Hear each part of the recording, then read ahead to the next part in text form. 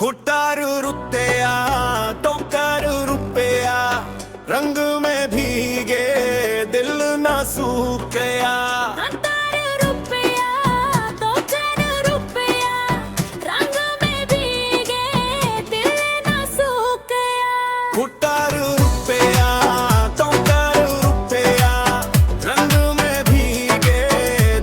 ना सूखया।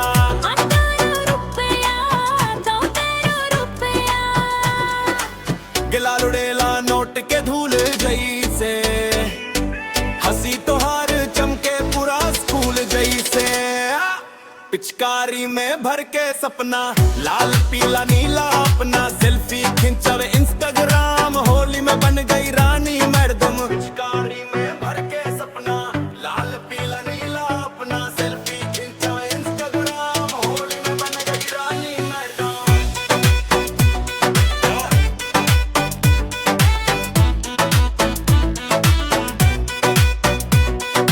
डीजे बाजे गली हिले, नोट गिने सखियां सब मिले, बोले लाली आज मत रोक, तायर में होली फुल टॉक। कोरस दो पिल्ला तरे रुपया, तरंग में भीगे दिल ना सूखा, हंस के बोले तोहरे में ना पैसा नी मजा है असली गहला। गुलाब जैसे गाल गुलाबी, तोहार चाल मचावे तबाही, ठंडाई में घुल गई बात, प्यार के रंग से हो गई रात। अब से भी हर तक शोर मचा, होली वाइब में सब कुछ सहजा। कैश नहीं फीलिंग चाहिए, दिल रंगीन हो बस यही चाहिए।